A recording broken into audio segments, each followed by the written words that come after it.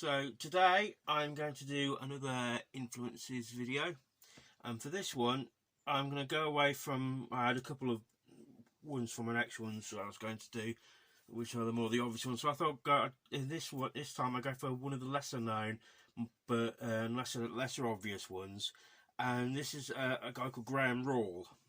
I hope I pronounced his name right. And I first came across his work, and what I mostly have here of he had a I don't know if he still does, had a little slot in if I remember correctly, the Guardian's Saturday magazine, and called Lost Consonants, which is playing words on lost continent. Basically, he took the premise of he made a collage based upon a sentence, but removed a consonant from it, and that's where the collage came from. So this first collection of it is the cover. It says is one of them the collected walks of William Shakespeare, and these collections are he was reproduced as a postcard book. So a leper cannot change its pots. The young couple have been robed at gunpoint. All just doesn't mean anything other than it's just being some silly fun.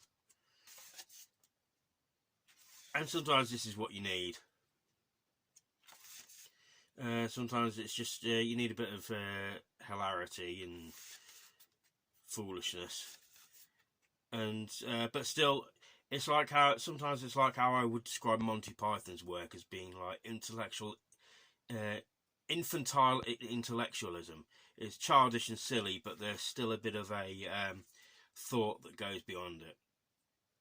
So yeah, in fact that's actually a lot deeper than you'd initially think of. A funny a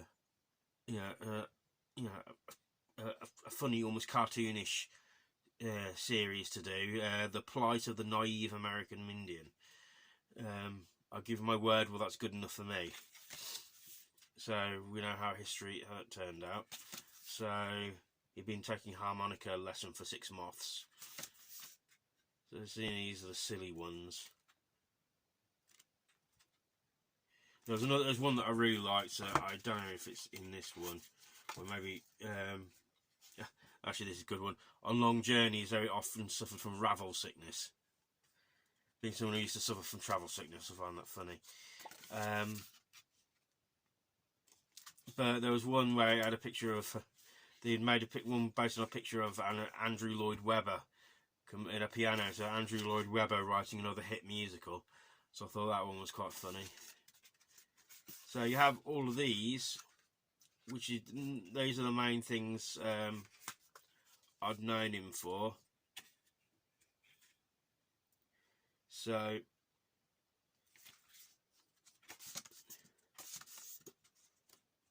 yeah, the Andrew Lloyd Webber one maybe was in another book that I can't seem to find right now.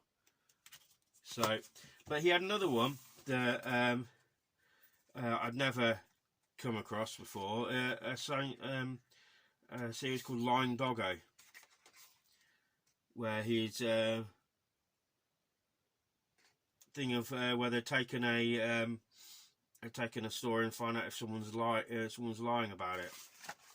So, and these are just interesting and funny and absurdist collages that, like I said, sometimes absurdism is just exactly what you need. I don't know if these can be seen as well on this camera here, but this is the guy here. So it says he's done 2- and 3-dimensional work, been used extensively in magazines and newspapers, and it mentions about his Lost Consonant series. Appears every week in the Guardian. There's 4 books have been released in it. Line Doggo was serialised in the Observer. So a good fun. First appearing in 1990 to show how old it is and how old I am. So I enjoy these a lot. There was I always looked forward to getting them, seeing them every week. and every year they spend 2 weeks on holiday in pain. So it's just funny and silly. There's not really anything more to say about that. It's one of those things where being collage artists, people who don't know much about collage, they will sometimes compare what I do to when they're not saying, when you're not got people saying that any kid can do that. Something that does get compared to a lot is Monty Python by people who aren't in the know, and I will say yes, but not for the reasons that they think. They're thinking of, obviously, of the brilliant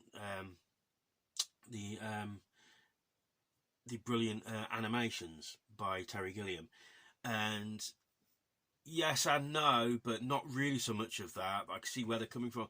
Where I got my inspiration for Monty Python was with just the general sense of absurdism, and, as I said, infantile intellectualism. Just the whole thing of twisting something even further, or the juxtaposition. So it was the spirit of Python that actually influenced me more than the actual visual of it. But this has some of the visual, but it also has some of that spirit of it. So, and some of it is also, is very English, in a sense that there are some things that only English people would notice, would know understand. So they enjoy writing because of the cheap trill it gave them. Well, this is a brand of bird food. I don't know if it gets sold in any other country. Just Daphne found herself staring in another West End show. I mean, that's just great. So yeah, so this is a short and some might say pointless one, but see if you like it, see if anybody else knows of his work, and if you don't, try and look it up, see if you can find anything about it, or if you can find any of these books. I don't know if you will, they're probably out of print by now.